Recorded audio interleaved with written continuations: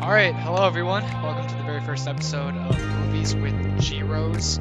This is going to be my film podcast.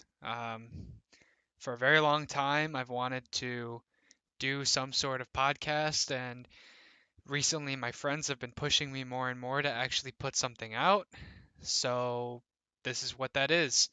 Um, I've kind of tested out doing film reviews and posting them on YouTube, in a shorter video format, but I kind of fell off doing that, and I figured this is a little bit more sustainable. I'm not really going to be editing it in any sort of way. There is a video component. You might be watching this on YouTube. I'm also going to try to get it uploaded on SoundCloud, Spotify, wherever you find podcasts. There's a website called Anchor that supposedly helps you do that sort of thing. So we'll see how it goes. Um, as for how exactly this podcast will be formatted, it's going to differ a little bit week to week. I still haven't hammered out exactly what the schedule is yet either. Um, but for right now, the plan is to go through movies that I have watched recently. And I'm just going to kind of work backwards. So I'll talk about the newest movie I've seen, work back from there, and future episodes will probably involve um, specific themes, maybe a genre or a director I really like. I'm also going to be trying to have guests come on and talk about the movies that they enjoy. Um, each week it's probably going to be a little bit different. I have some different people in mind. Later today for this episode, my buddy Carlos is going to be joining us, I believe, unless he backs out, which is possible because, cowardly. And we'll probably be talking about Fight Club. I'm watching my mic over here to see if I peak. I'm trying not to peak at all. This is the first time I've done a podcast. I've done some streaming stuff in the past, just streaming onto YouTube, but this is the first time I've really experimented with that. First time I'm going to experiment with Discord and getting someone to call in. So let's just hope that it goes smoothly. With all that being said, let's dive into it. For those of you that don't know, I use a website all the time called Letterboxd. It's sort of a social media website for movie reviews. So you don't have to write an actual review. Most of it is really just rating the movie, what you think it deserves out of 5 stars. They do have half stars as well, so it's basically 1 through 10. And I'm kind of just going to be working through that. Every single time I watch a movie, I mark the exact date that I've watched it. I started that at the beginning of 2019, and I'm continuing it on. So not only do I have the movies that I've seen and what I rated them, I have the day that I watched them as well. And it's kind of fun to kind of go back and look at them. And I figure with 2020 starting, why not go back and kind of look at my 2019 films? So without further ado, let me pull up that screen. If you're watching the video component, you'll see I've got my letterbox pulled up here. And I'm just going to go to it's called your diary, haha. And I'm going to talk about the films that I've seen. Um, let's dive into it. The last movie that I saw was called Little Women. Saw it 3 days ago. Just came out. The reviews are like stupid high. If I click this, you'll see um, 10 out of 10 is the highest rating on Letterboxd. And then 9 out of 10 and 8 out of 10 are the first are the second, highest rating, and then a pretty sharp, fall off for 7 out of 10. So uh, the distribution is insane. I mean, there's over 1,000 people that have reviewed this movie, so I was excited to see it. I saw it with my girlfriend. There's a book that it's based off of. I've never read it, never heard of it before this. Um, and as you can probably see from here, I gave it an 8 out of 10. I was expecting a 9 or a 10, to be honest, because of what I've seen here. I hate to say it, but I think sometimes films can get um, overrated. Um, my review of it which is very, I mean, most of my reviews on Letterboxd are very simple. They're, usually a paragraph or two, unless it's a movie I really care about, and then I kind of pour my heart and soul out into it. For this movie, I said, soft and sweet with some beautiful moments, starts pretty slow, but picks up as it goes. There are no bad guys, and no one ever does anything wrong, really, except for some small relationship hiccups. And it's just a story about good people going through simple troubles, pretty solid. I think that's kind of the perfect way to describe it. It was a weird movie. It started really, really slow. It takes place during the Civil War, I believe. Um, it starts really slow. When it first started, me and my girlfriend both kind of thought to ourselves, like, what have we gotten ourselves into? Like, we thought we were watching a 7 out of 10 movie or lower because it's kind of bland. Um, but it picks up as it goes for sure. I'd end it at like a solid 8 out of 10. But it's kind of a movie that like your mom would watch, and cry to. Um, I don't know. Like I said, it's not a movie that appeals a lot to me. I thought like the setting was cool and the characters were cool. But I prefer movies with really like emotionally complicated characters, dark characters. I like suspenseful, thrilling movies. This movie was very tame, and it was weird because there really were no enemies. There wasn't really a strong antagonist. It was really more of like a man versus life story, where I kind of prefer man versus man or man versus self. No one in this movie does anything wrong except for Timothy Chalamet, which I really like Timothy Chalamet. I didn't, I've heard about him a lot in recent years. I actually own Call Me by Your Name, but I've never seen it. Um, and I watched a little bit of that new movie he was in, King, The King. Um, he seems good. I want to see more of him. He's in that upcoming movie Dune, which I really want to see. I'm actually going to start the book soon for that. He's very charismatic. I like him a lot. I never saw Lady Bird. I didn't even know he was in that. And I didn't know he was in Interstellar. I've seen that, but I don't recognize him. He's like the only one that kind of does anything wrong in this movie. And by wrong, I really just mean like sometimes he acts like a human being and like makes a mistake here and there. It's all relationship stuff. But besides that, like, there's good people. It's not one of those movies where there's a good character and then later on you find out they're a bad character. So it was fine. It was a good movie, but I have no real interest to watch it again, so whatever. Um, Next movie on the list, As Above, So Below. I saw this on the 3rd. Um, I hadn't seen this movie since it came out in theaters, but I had remembered a lot of it. It's one of those movies with a really unique setting to it and a pretty decent concept, to be honest with you. Um, as you can see, I gave it a 5 out of 10, but I liked it. If you like a movie, I use the like feature for two reasons. I either use it if it's like my favorite movie, like a movie that I absolutely love, or I use it for like movies that I know aren't that great, but I still like them a lot. And this is one of those movies. It's not great. I gave it a 5 out of 10. It's close to a 6 out of 10, but at the end of the day, I still liked it a lot. Um, I described it as a mix of The Descent, Blair Witch Project, National Treasure, and your traditional haunted house horror movie. It's not great, but I love it for some reason. And I'd like to talk about haunted house horror movie. What I mean by that. A lot of movies these days um, do what I call a haunted house setup. I don't know if this is something that other people have called it, but it's just kind of what I have come to call it. Um, Two other movies that I would say do this are It. There's one specific scene in It where they kind of actually go to a haunted house, and It too does it a little bit. And I'm sure there's tons of other movies that do it as well, but this movie egregiously does it. A haunted house movie is pretty much just what it sounds like. It's when the characters, um, it's almost as if these characters are walking through a haunted house, and the scary things that are happening to them aren't necessarily for any rhyme or reason. They don't really have to match the story all that much. Maybe they're loosely attached to the story.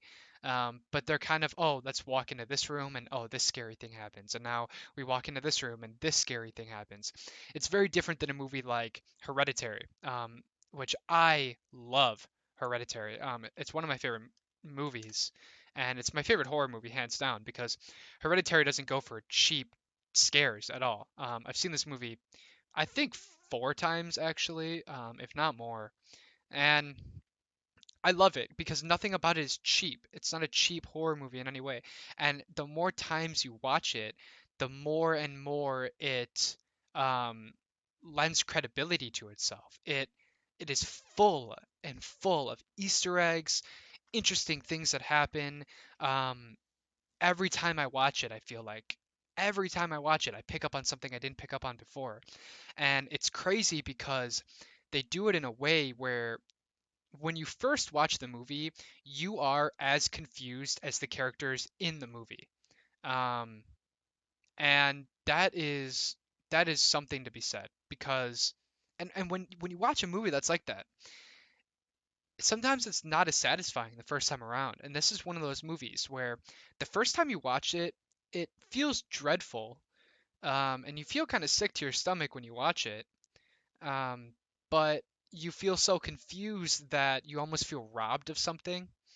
And I feel like once you reach the ending and you know what the movie's actually about, and then you go back and you rewatch the movie, it makes itself so much better. It's so much better when you know what's happening.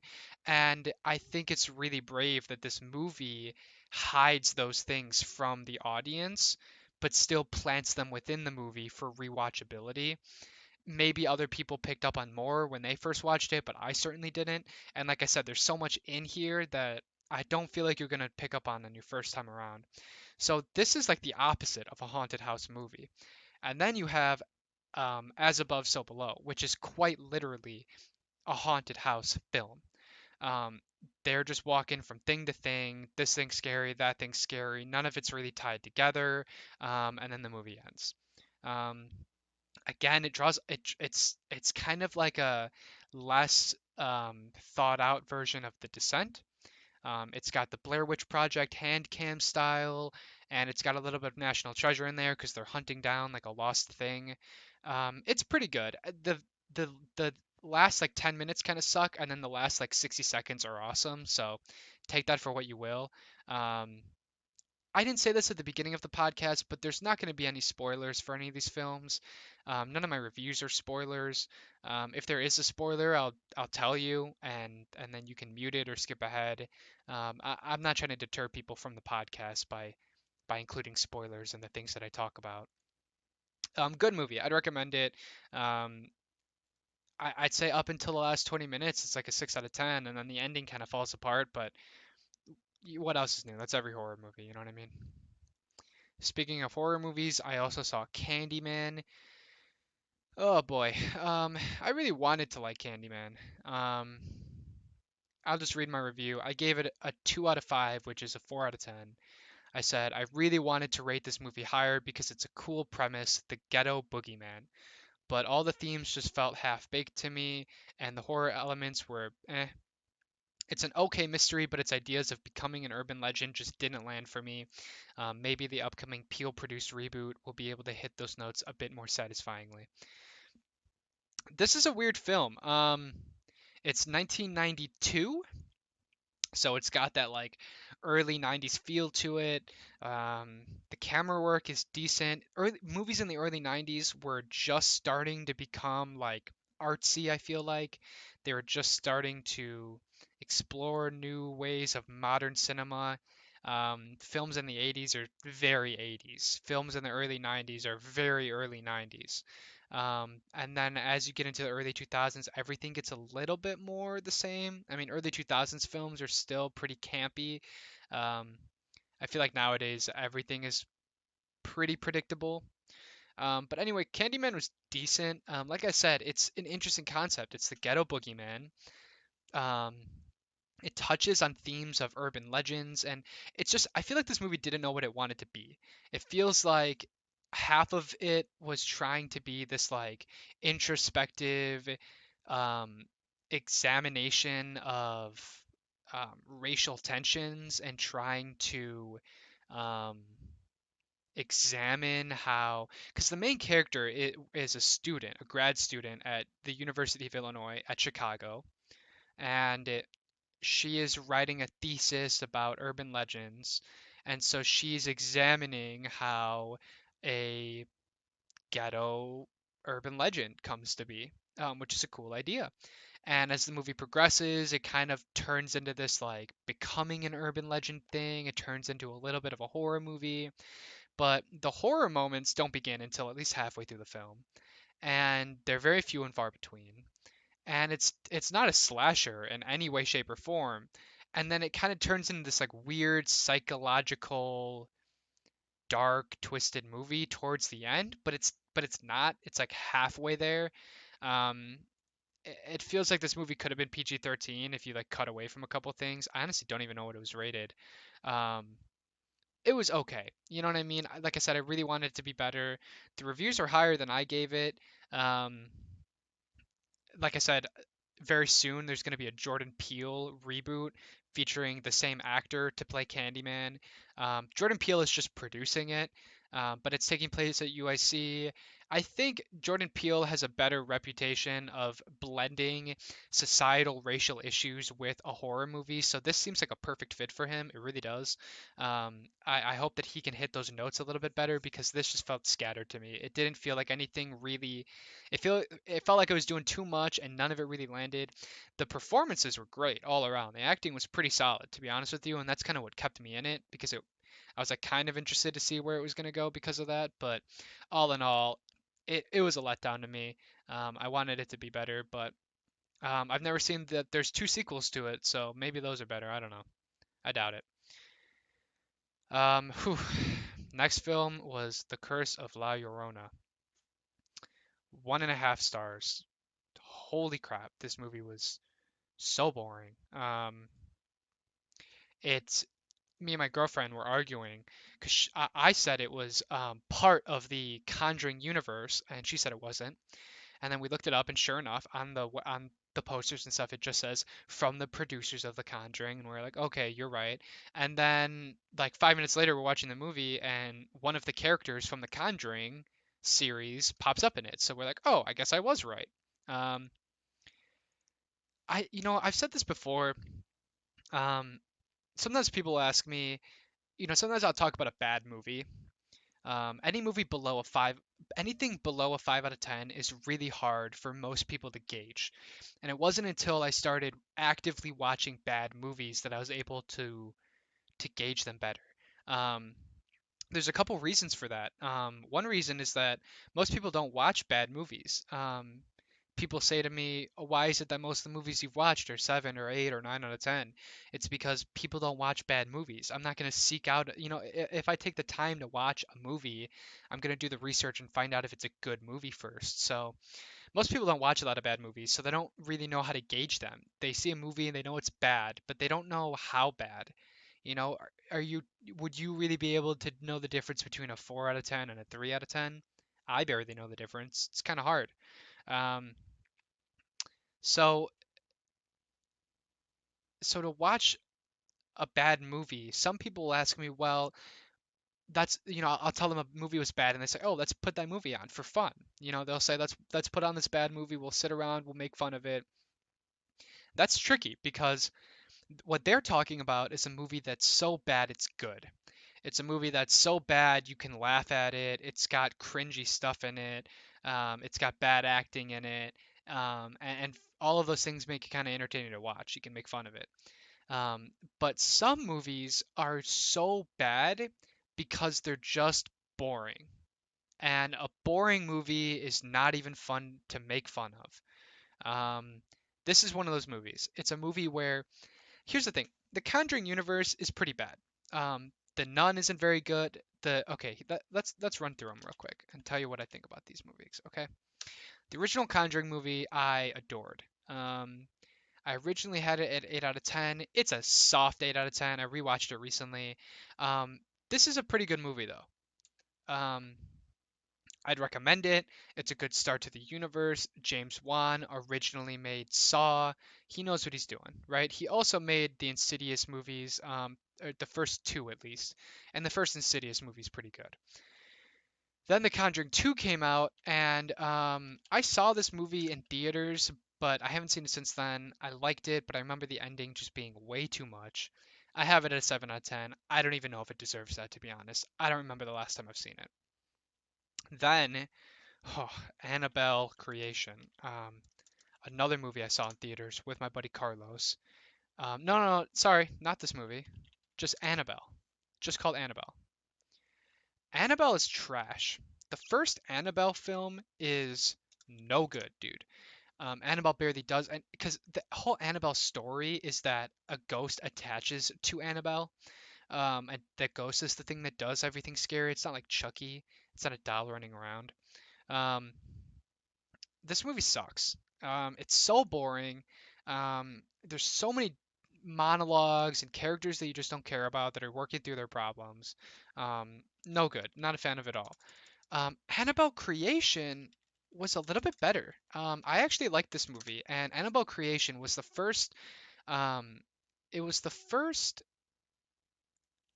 Conjuring universe movie that I saw that gave me a new way to look at this universe because it made me realize that this universe does something. It creates most of these movies have a passable plot. It's kind of like the Mission Impossible movies.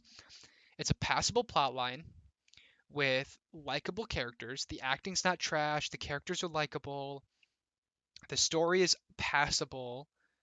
And then you have like a handful of set pieces that are really interesting. It's the same thing as the Mission Impossible movie. They've managed to take that franchise formula and apply it to a horror movie. And what I mean by interesting set pieces is there are scenes in this movie and some of the other Conjuring movies that are genuinely great. Some of the monster creation and the horror design that I assume comes from James Wan are really great. And when I saw this movie in theaters, there were multiple moments that I thought were like genuinely startling and creepy and suspenseful. All in all, it's not a great movie. You could probably argue that it's a 6 out of 10, but something about those scenes I really enjoyed. So this movie's not terrible. I also saw The Nun. Oh boy, did not like The Nun. The Nun verged, it teetered too much into boring territory. I gave it a 5 out of 10. It's very average. But again, there are a couple scenes in The Nun that are genuinely crazy. There's a couple CGI scenes in particular in this movie that are like wild, like really, really interesting. So for that reason, I gave it a little bit of a boost. But all in all, again, pretty disappointing. So let's bring it back around to La Llorona. La Llorona was so disappointing because the horror moments were bad. Nothing about this movie is scary. The monster, the La Llorona, is handled with so little grace and so little subtlety. When she's on screen, she's not covered.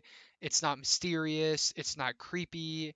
It's nothing like The Nun, where it's in shadows and it's kind of scary what you do see. It's just boring. It's just a chick in a dress, and when she shows up, she's got zombie hands, and it's just not interesting. The characters suck. The acting sucks. The exorcism dude sucks. It's just a boring movie. Um, Very below average. Um, Not on par with the rest of the Conjuring universe. And the only thing I'd heard about this movie was from a couple people like Red Letter Media, the YouTube channel, and they basically had just forgotten everything that happened in the film, and I don't blame them. It's no good. My girlfriend loves horror movies, and even she was turned off by it, so that's got to tell you something, right? The day before that, I watched a great movie called Booksmart. Here I said it's a hard 7, maybe a soft 8. I'm going to change that. I'm going to edit this review and say it's a hard 8. Um, it was great, and it's not very often that I watch a comedy movie that isn't trash. Comedy movies are really hard to find these days. 8 out of 10. I can see the comparisons to Superbad. It's funny, but it's rarely over the top, and the runtime is perfect. It's I think it's like an hour 45, so it doesn't drag itself out. Um, it's a lot like Superbad. The chick on the right on that cover there is I believe she's Jonah Hill's sister, which makes sense because she's got a lot of his mannerisms in different parts of this film. And he's also in Superbad. Pretty great. Like I said, it's not over the top. It has female characters and shows the female perspective, but in a way that's at least somewhat accessible. Um, I'm obviously not a woman, so for it to touch me in certain ways was I think that says something about the film. And it has a lot of genuinely good moments. Like I said, the runtime is really good. At no point in time did it get like really boring.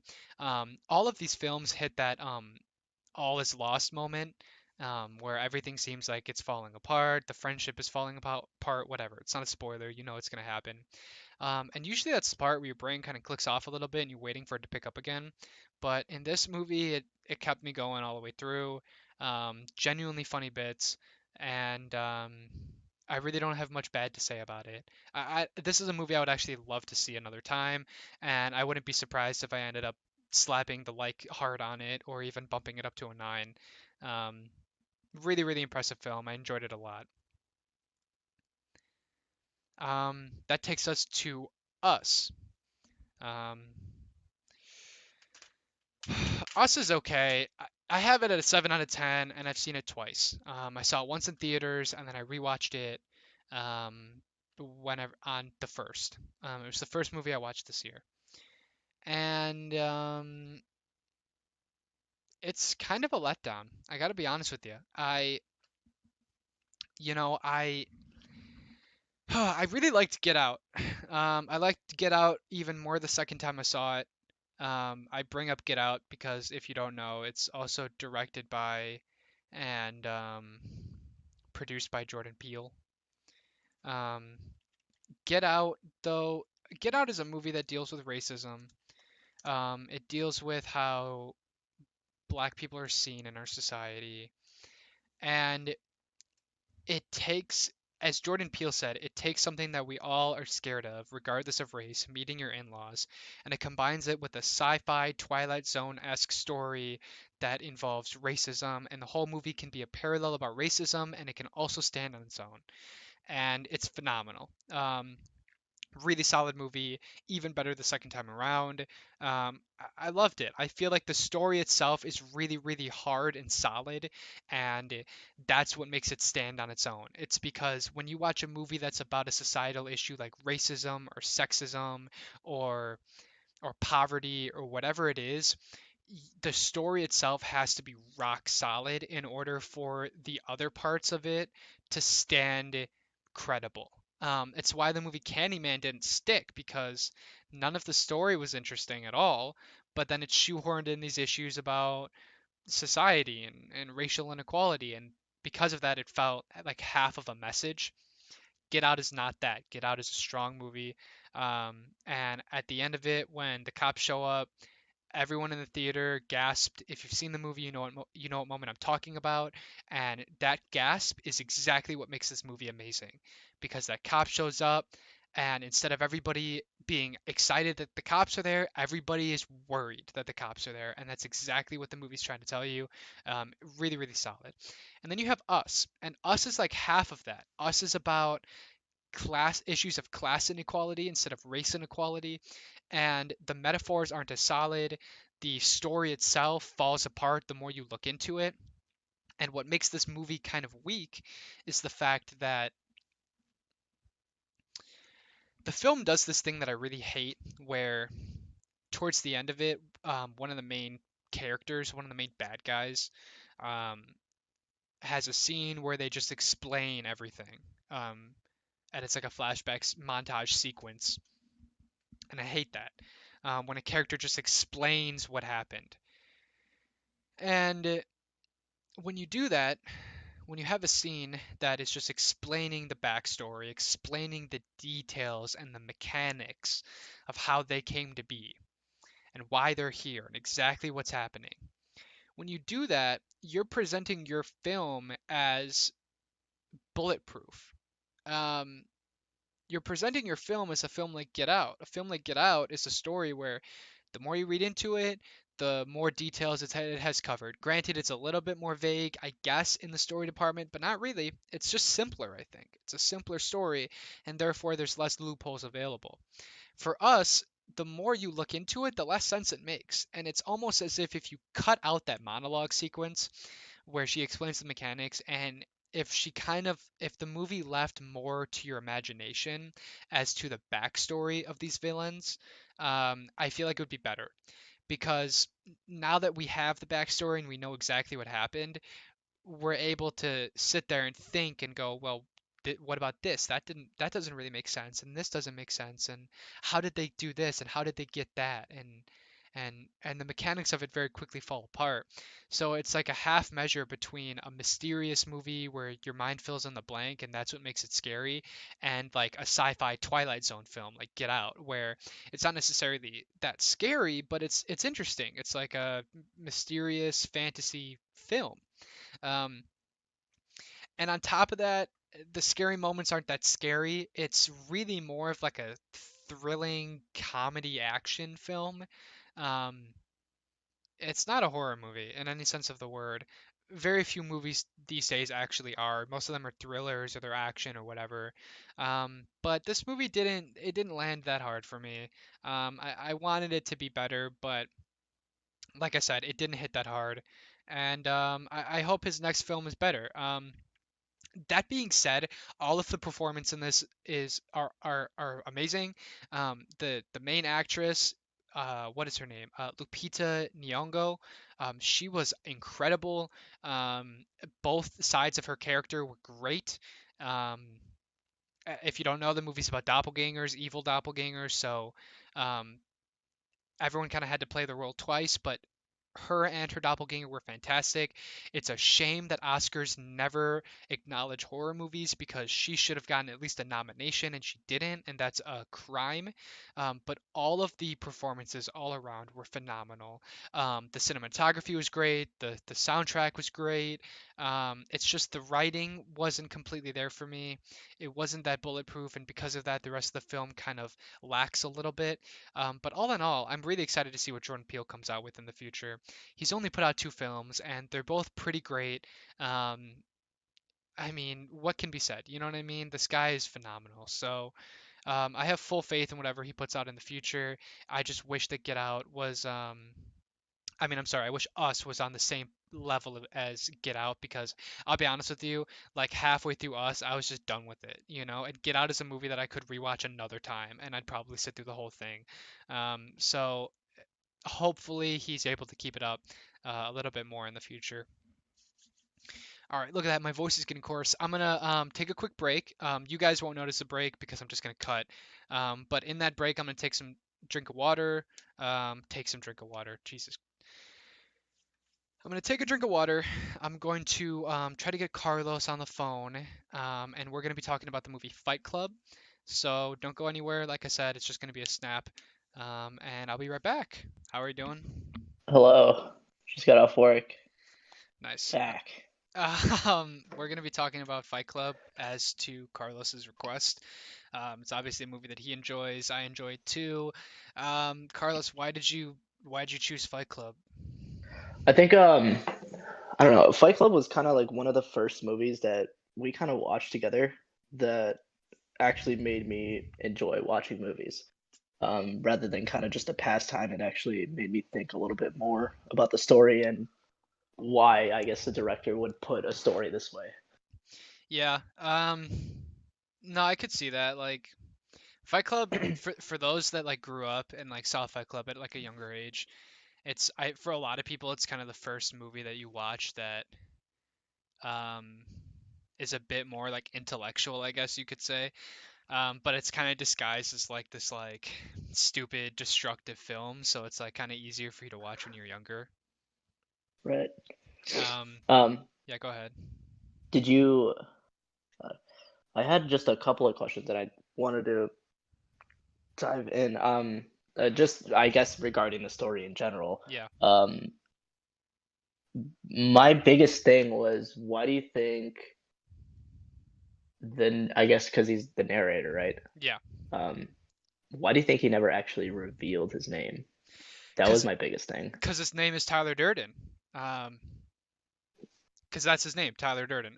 For those of you who haven't seen Fight Club, I mean, this is the only movie I'll really be spoiling during the podcast. But for those of you that haven't seen Fight Club, they're both the same person. That's the whole film. On screen right now, actually, I have a poster for the film. It's kind of funny because that little hand holding the soap is so clearly photoshopped in. But yeah, throughout the film, the main character never gives out his name because his name is Tyler Durden because that's who he is.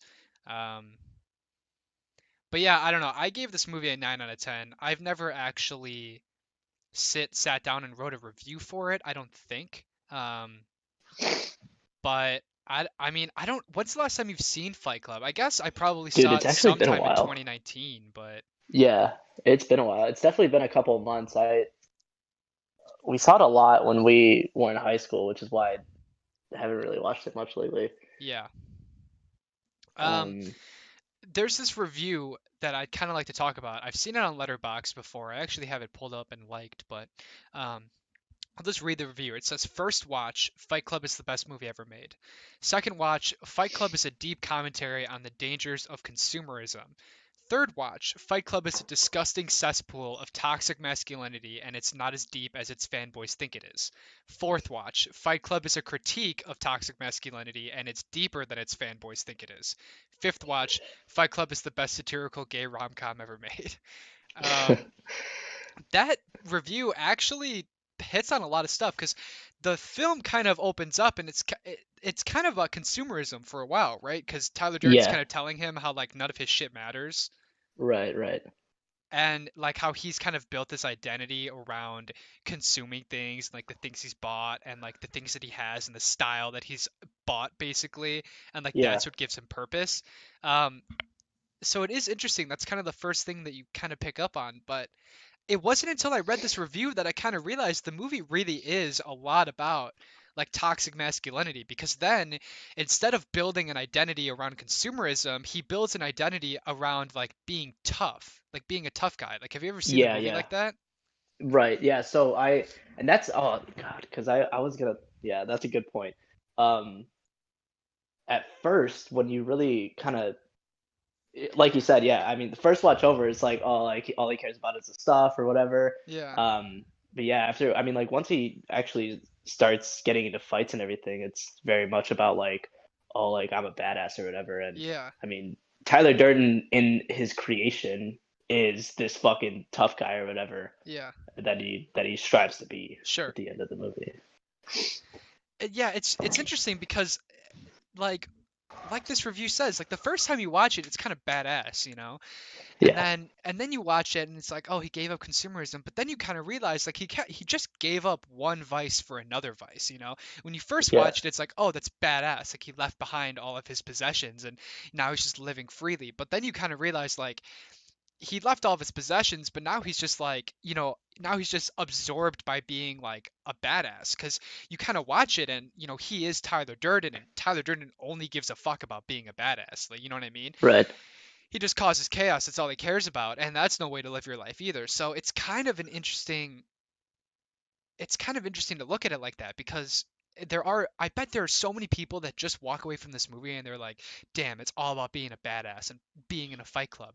But then like there are half of the people that watch it that are like, oh, actually this movie's just about a bunch of ways to be a bad person. You know what I mean? Yeah.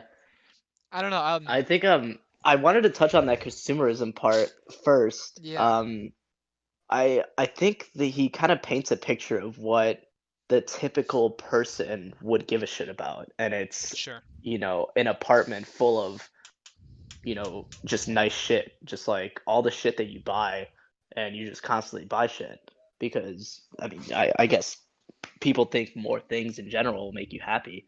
Yeah. Um, which I don't know. I feel like we've talked about happiness in general in our chat quite a lot, Hmm.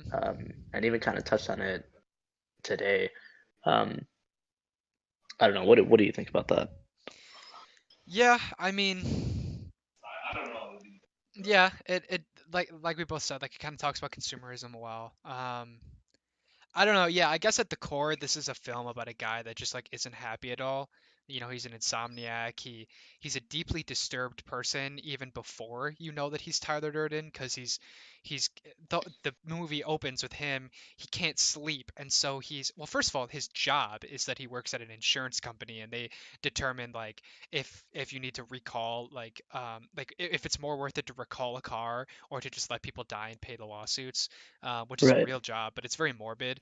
And then it's about how he has insomnia, so he goes to help groups for people with like really serious issues, and he cries there, and that's what helps him sleep. So even before we learn that he's Tyler Durden, we learn that he's a disturbed individual. Um, and And so I guess at its core, the movie kind of is about like being happy and being normal. And this is just kind of his journey of like the fucked up things in America, perhaps, that like Yeah. might disguise like might make you think that you're being happy. Because it's funny because even later in the movie when he teams up with Tyler Durden and they're on the bus and stuff, and they're looking at advertisements, and they're kind of poking fun at it, and they're being like, wow, like, do you think that guy's happy? It's like an underwear commercial or some Yeah, shit like yeah. that. And they both kind of snicker at it or whatever. And Right. it's kind of just showing you how like, being like this toxic man tough guy is really just like a fake way to deal with like a different way of pretending to be happy. You know what I mean? Yeah. Huh. Hmm. I don't know. While we're talking about this movie, the the well, there's so many properties that have ripped off Fight Club and the Fight Club ending, to the point where like it's funny because you can't really, like, if a show or a movie it does a Fight Club thing, you can't even compare it to Fight Club because then everyone like knows what the twist is, right? Yeah. But this was the first movie I ever saw. I don't know if there's a movie that predates this that does that twist, but this is the first one I saw. Um, but I'm glad we talked about this movie today because it's directed by David Fincher, which is one of my top three favorite directors of all time. And That's David who we talk. Yeah. David Fincher makes movies about crazy people. That's pretty much his niche. Very, very rarely does he make a movie about somebody that isn't crazy. Other examples of movies that he's made, we've got Fight Club, we've got Gone Girl, The Social Network, Seven, Zodiac, and The Game. Um, Hmm. Girl with the Dragon Tattoo, and Benjamin Button. A lot of Brad Pitt actually in there, but Yeah. he makes really, really good movies about crazy people. One of those movies, The Social Network, is actually one of my favorite movies of all time. I don't know, Great movie. when's the last time you've Great seen fucking Social movie. Network? Yeah, it's been a while too. Yeah. I think the last time I saw it was maybe in August or Okay, even over the summer. that's not too long ago, I guess. Um, Social Network when you're crazy person, I guess. What's that? Which I mean, what you're saying is director directs about crazy people, Yeah, but I wouldn't say Social Network is a crazy, you know. I mean, other than I guess, the main character, but well, that's what I mean. Like, it's, Mark Zuckerberg, he might not be, you know, violently crazy, but yeah, or maybe crazy is the wrong word, but he's definitely a off-kilter individual. I guess maybe is a right, better way to put it. yeah, He's not a normal guy. It's very much a movie. David Fincher makes movies about people that are like not only fighting the world around them, but kind of fighting themselves, you know? yeah. Okay, I see you. Um, and I love that sort of story. I was talking about it earlier in the podcast. Like, I really love movies where characters are kind of fighting with their own dilemmas at the same time. Um, The Social Network is such a great movie through and through. Another great movie from him is Gone Girl, which I think I've only seen one time, and I it's been a really long time since I've seen it. Have you seen Gone Girl? Gone Girl's a fantastic fucking movie. I've seen that maybe twice, honestly, in Yeah. my yeah, since I've seen it twice. It's not really a movie I see that often. Great story, fantastic story. Gone Girl was a crazy movie because it's very rare that I watch a movie where I don't see necessarily the twist coming, but Uh-huh. not just that. The film completely shifts who the main character is like halfway through, which is insane. And apparently, it's actually based on a book. And the book does the same thing, but I thought it was so interesting the way that the movie completely shifted the way that it was being filmed, narrated, focusing on a different character. Oh, I Um, remember that. Yeah, it yeah, I know what you mean. it completely shifts from the husband to the wife. Like Yeah, yeah, like 40 or 50% through the movie, it becomes almost a different movie, and it's about her perspective of things. And I right. just thought that was so fascinating, and the way it ends and everything. It's a really, really interesting movie, and I don't know, man. Again, it's a movie about like she's crazy, That's the movie, Yeah, and he's not really right either. He's kind of an emotionally strange guy as well. So I don't know. That was a great movie. I would love to rewatch it. I don't even remember the last time I've seen it. To be honest with you. Uh, that could be a solid episode, honestly. yeah, yeah. Talking about that movie. Yeah, I would love to maybe do an episode where I dive into like one or two movies really, really in depth. Um, Another great movie. Well, actually, Gone Girl. It was based off of a book, but the person that wrote that book also wrote another book that became a really popular series called Sharp Objects. I don't think you ever saw that, right? Is it on Netflix? It's actually an HBO original. No, I never watched it. Sharp Objects is it's only one season long. It's like 8 episodes or something, so it's just a mini series. Yeah. And it's based off of a book from the same author. Sharp Objects is phenomenal, man. It's starring Amy Adams, and the redhead chick from It, the Okay. new movies. Yeah, yeah. They play the same character, the younger and older version. Um, Hmm. Really, really good. Again, it's kind of all about weird, crazy people. But man, I would love to. Maybe I should read one of those books because who's the author of Gone Girl? I want to give them Gone Girl. credit because that was great. Gillian Flynn. Yeah, I don't know. Look up Gillian Flynn. That was a good author. Chilling.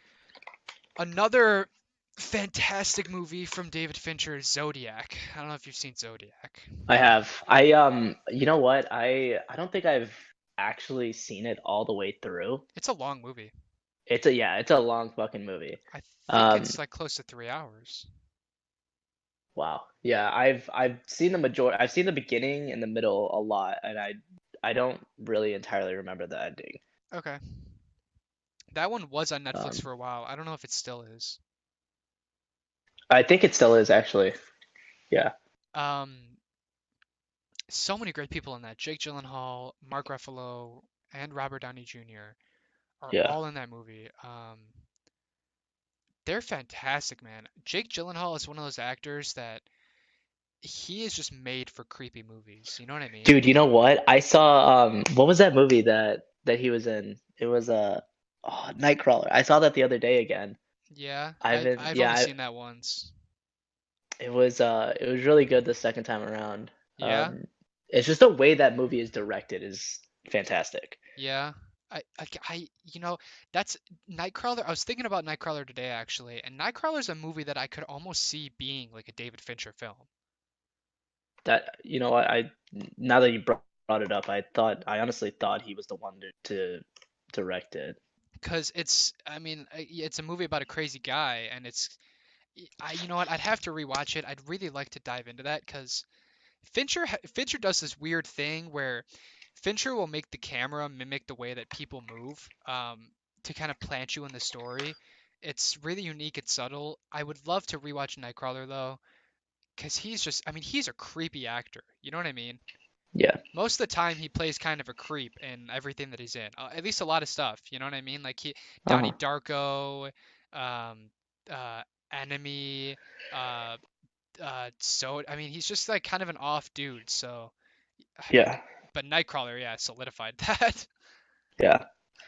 Zodiac's great though, man. I mean, obviously they never caught the killer. The Zodiac killer Uh, to this day was never caught, but um, they have some ideas of who did it, and the movie kind of tells you who they think did it. But I'd love to rewatch it. Again, it's so long, but there's this one tracking shot in Zodiac where it's almost as if it's taken from a helicopter, like it's a bird's eye view, and mhm. it's hovering directly over this taxi cab and following it perfectly through the city. And David Fincher is known for like using CGI in his movies in a way that doesn't look like CGI to get like these impossible shots. Like, in The Social Network, how there are those twins? Yeah. There's only one of them in real life. Oh yeah, I looked that up. I after I watched the movie, I was like, are they actually twins? Yeah, it's just one guy, and then they use CGI to make him into two different people. And it's seamless. I mean, there's no point that you doubt like that they're actually twins. So Right. it's pretty crazy that he's able to do that for an entire movie. I mean, those are like main characters, so I don't know, man. I got a lot of respect for Fincher. He hasn't put out a movie since Gone Girl, which was 6 years ago. You had didn't you say he was coming out with some new stuff? He apparently is making a film for Netflix called Mank, Mank, and it's going to be about the making of Citizen Kane.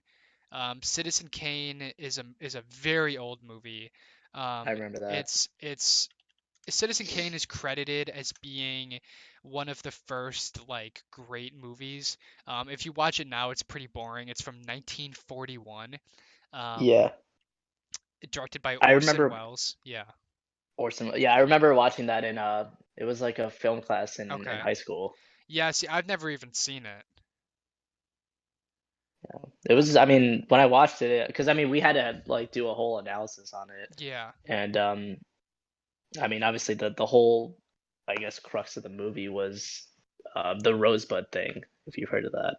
I've heard of it. Yeah. Isn't the movie kind of about a guy that like um what is it about? He becomes a bad guy by the end of it, right? Fuck He yeah, starts it off as was a good guy and he ends as a bad guy. That's kind of the basic gist of the film. let's see if I can get just a little synopsis on it. Well, I yeah, go forgot ahead. it. Yeah, I haven't seen that movie in a really long time. I forget the ending I of mean, it, other than just that Rosebud. It's it says newspaper magnate Charles Foster Kane is taken from his mother as a boy and made the ward of a rich industrialist, and as a result, every well-meaning tyrannical or self-destructive move he makes for the rest of his life appears in some way to be a reaction to that deeply wounding event. So it's kind of about him being self-destructive and like turning into like an evil guy. Yeah. A lot of shit has been compared to Citizen Kane, like even Breaking Bad and stuff like that, of just like a guy that like slowly becomes evil over the course of a film. Hmm. So this upcoming David Fincher movie is about the guy that created Citizen Kane. Um, it seems like there's a lot, I mean, in there about, maybe about like some crazy guy, Yeah. someone that's not quite right. The only other thing that Fincher has put out besides that is he actually directed um, and produced much of the Mindhunter series on Netflix. I know you and was it you and Nerm watched the whole thing? I'm not sure if Nerm ever watched it, but Mindhunter season two is really great. The first season's kind of slow, um, but the second season, man, is just killer. It's fucking great. And again, that's a show about serial killers. It's a Yeah. show where the main guy kind of has his own emotional issues, and then they're going after people that have deep emotional issues. I'm telling you, man, the atmosphere and the creepiness of that show, it's very David Fincher. He didn't direct all of it, but he directed a lot of it. And if you like any of his other stuff, you might love that show. Like I said, the first season's a little rough, it's a little slow, but it's still good. Yeah. And they do interviews with serial killers, real life serial killers, um, and they actually recreate them as closely as they can because they have actual recordings of these interviews because it's based on a true story. The, it, the story is basically when the FBI first started to create the term serial killer, and try to investigate why people would become a serial killer. So it's kind of an interesting story. It's right up David Fincher's alley. I actually watched, I believe, the majority of the first season, and you're right when you're right, and it's like kind of slow at the beginning. Yeah. I never got to the second season, so I, I'll probably hit it up again. honestly, honestly, dude, like you wouldn't even miss much if you just skipped the rest of the first season and jumped right to the second, because Okay. there's not much of an overarching story. The second season starts to kind of build a story, but the second season's great, man, because they do two things. The second season focuses on there's one main serial killer that they're trying to hunt throughout the whole season, and then they interview a bunch of serial killers throughout it, and it's a lot more serial killers than the first season. So like you're constantly getting like these really interesting interviews, and again they're all based on like the actual guy. So it's pretty crazy. And then they sit down and they talk about the serial killer and they examine them, and there's something really fascinating about serial killers, I guess. Like I think America kind of has an obsession with serial killers. I mean, yeah, there's been a lot of, I mean, shows like Mindhunter just based on serial killers. I mean, Yeah, there's what Making a was that? Murderer. That was a Yeah, big yeah, one. yeah. Um, That was a great show. yeah, and that's not even a At least the serial first killer, but season. it's a killer, you know. Yeah, And there's that Ted Bundy miniseries that yeah, yeah. like With everyone saw, man. yeah, and that movie with Zac Efron. Yeah, they both He, came out like right around the same time. hmm And dude, when that Ted Bundy show came out, like I don't know if it's just because it's Netflix or if it's because it's a serial killer, but sometimes there's a piece of media that breaks through the public in such a way, and you always know it when there's memes everywhere about it. Yeah, Like when that Ted Bundy show came out, like there were Ted Bundy memes everywhere. Like you couldn't hop on like for at least a week. Like people were always just making jokes about that guy. hmm And again, I don't know if that's just because of Netflix. I mean, I kind of tend to think that Netflix is like starting to die out, but then they keep putting out these originals, and it's like I almost feel like Netflix is like one of the strongest hitters these days. I mean, between Netflix, Hulu, and Disney Plus, I think I probably prefer Netflix. dude. Yeah, same. I mean, they just have a lot more content. I mean, I don't find myself on Disney Plus that often I just don't because I either. I feel might like I've seen cancel all it. that shit. I mean, like, yeah, I've seen all that stuff, and it's how many times can I watch it over? You know what I mean? That's what I'm saying. It's so cheap, and they have like 4K stuff, which is really great. Like for the price, it's pretty crazy how much you actually do Yeah, get. But yeah, it's like I get streaming platforms mostly for TV shows these days, yeah. and I really wanted Disney Plus for all the Marvel stuff, but none of that even comes out till I think 2021. Are you serious? Yeah, I don't think any Marvel shows are coming out in 2020. So it's Oh, like the actual shows. the Okay. TV shows, like the Loki Yeah. show, the WandaVision, like all of the new stuff that's supposed to come out. Right. Um, it's all a while away, and it's kind of crazy that they didn't like they had the Star Wars show, and that had people going for a while. I only watched a couple episodes, and I got bored of it.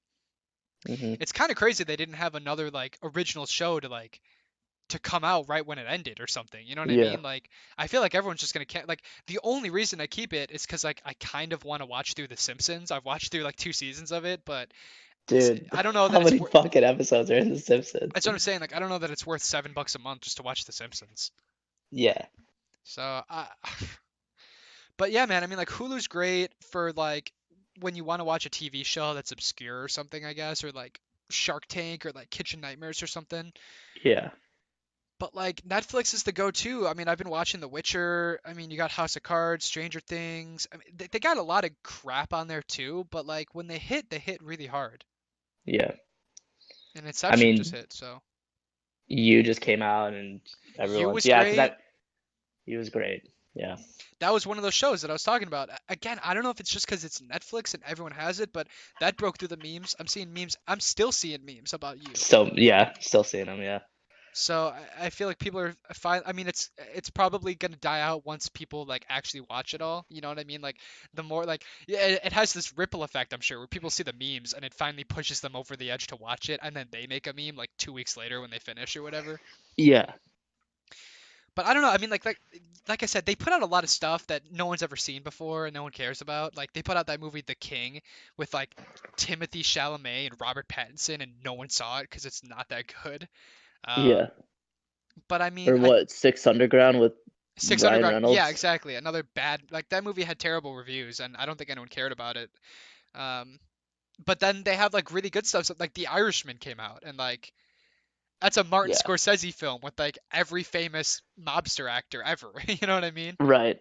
So I don't know. I mean, they're not doing too bad. They had that Cohen movie, The Ballad of Buster Scruggs. That was pretty good. I don't know. They're doing all right. The newest Stranger Things season was like pretty great, better than the second.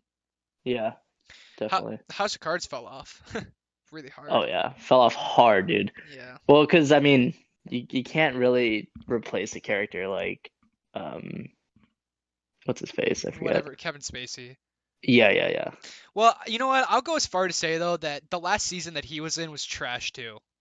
Yeah, I agree with that. You can't, you know what I mean? It's not like you can even just completely put it on that. It's like that show's Right. dying already. Hmm. I remember that season dropped actually when we were both in Cali visiting Nerm at the same time, and I was staying at Nerm's house. That season, the last one with Kevin Spacey had dropped like a couple days before I got there, and I remember that because on our days off, me and Nerm would sit there and we would actually watch a couple episodes, and we just hated it, man. It was so boring. It was bad. Yeah. There's like weird sex scenes in it, and it was not good. The first two seasons were really good. Yeah, really good. Those are the strongest seasons. Yeah. Season, and I would say season 4 is decent. The one where he gets shot is pretty good, and there's the Yeah. reporter. The reporter's trying to take him down. I remember Hmm. that was decent. Other than that, though, it's I wish they could have ended it, a lot sooner. yeah. If they wrapped it up like after season 4 or something, it probably would have been. And like that was, I remember people really wanted it to be that way because it would finish out like the card like playing card metaphor like Right, right. four Which suits is in a what deck, four exactly. seasons. Yeah. I think there's even 13 episodes in each season, which is how many cards are in a suit. So like it would have been Right. exactly 52 episodes. You know what? I wouldn't doubt if that might have been their original plan, and then maybe it was making so much money that they're like, "Fuck it, we'll put out another season." Yeah. Uh, God damn, I wish they just ended it on a high note. because I always talk about this, but that was I don't know if you remember, but what House of Cards season 1 came out a long time ago, man. And when it first came out, that was the first that was back in 2013. It came out It was like one of the 7 years first ago. like really good Netflix shows. Well, it was the first streaming show that anyone gave a shit about. Because back then, this was 7 years ago. Streaming was still kind of new. It was a Huh. little bit more established, but it was still pretty new. And it was all just stuff that you'd seen on other platforms. But that was the first time that I think Netflix really tried to make an original, and they had Kevin Spacey in it, a known actor. And it was the first time that people realized, oh wow, like these streaming platforms can also make content. And that was a great season of television. And so it was pretty groundbreaking when that came out. It turned a lot of heads, and it kind of changed the way that people saw content. I mean, it kind of changed everything. Because Yeah. because I was talking to my buddy the other day about how movies have turned into more of like an episodic release, and TV shows have become like the more narrative heavy stories. Like it's flipped. It used to be the other way around, but now you kind of go to the mini series to go after like the satisfying stories. Right. What was that miniseries that was on HBO? Chernobyl, that won tons of awards. Yeah, yeah. I never watched that. Chernobyl is great, man, and it's all based on a true story, so it's like terrifying. But Chernobyl's fantastic, man. You should check it out. It's won tons of awards. I wish I watched it when when I was still ripping up your HBO. Man, dude, it's really good. I'm telling you, dude. Like It's crazy. Like I had no idea. Like if they didn't fix it, like they could have like made the entire continent unlivable for like hundreds of years. Like it was a big deal, dude. Like it was Damn. like a world-changing event. Like hundreds and hundreds of people died trying to fix it. It's pretty crazy. But yeah, man. I mean, now we live in a world where streaming platforms aren't afraid to put out super long episodes of TV. Yeah. Um, back in the day, if you wanted to make a long TV show, you'd have to throw it up on TV, actual networks, and you'd have to worry about it getting renewed, and you'd have to make it open-ended and not satisfying, and now there's this outlet like HBO where you can make Sharp Objects or Chernobyl or whatever it is, and you can make these really long complex stories and take your time, and people respond to it. Like people want to watch that sort of thing. They don't want to watch these 20-minute episodes of things anymore. If a show drops and the episodes are 20 minutes, people are like, this isn't enough content, even if Right. you drop Right. the whole season at once. So, I mean, you Exactly. got, I mean, Irishman was like over 3 hours. You know what I mean? Like, so I don't know. I like to think that House of Cards kind of started that trend of putting out like long content, Yeah, in I a see different that. way. You know what I mean? Hmm. Well, you got any final thoughts? I think I'm gonna wrap it up soon if you got nothing else. Yeah, you can go ahead and wrap it up. I gotta get going anyway. This is yeah. This I like this. This is very much your speed, and I think that if you get some, I mean, Scotty should get on here, obviously. Yeah. Um, this is good. I think this is a good start. Well, thanks for joining, man. I'd love to have you back. I'll talk Yeah, to you later. sounds good. See ya. All right, see you, man. I gotta close the app, figure out how to do that. All right, well, I'm all done. That's gonna wrap up today's show. I really appreciate everyone who um, tuned in to my very first episode of Movies with Giros. I would love to put one of these out every single week, maybe even more if I have the time. It's not very editing intensive, so hopefully I can just kind of whip them out. Um, Stay tuned. Please subscribe to my letterbox if you like this sort of thing. Um, every single time I watch a movie, I not only rate the movie out of 5 stars, but I also will put the day that I've watched it. So if you want, I have 536 movies on here. If you want to figure out what sort of movie I really like, what my taste is like, you can sort by highest to lowest. You can see exactly how I judge movies and maybe if you feel the same way about them that I do. Until then, maybe next episode we can talk about some of my favorite movies or just keep going through the list of what I've seen recently. Tune in for the next episode. I really appreciate you guys coming and watching. Peace out. Have a good one.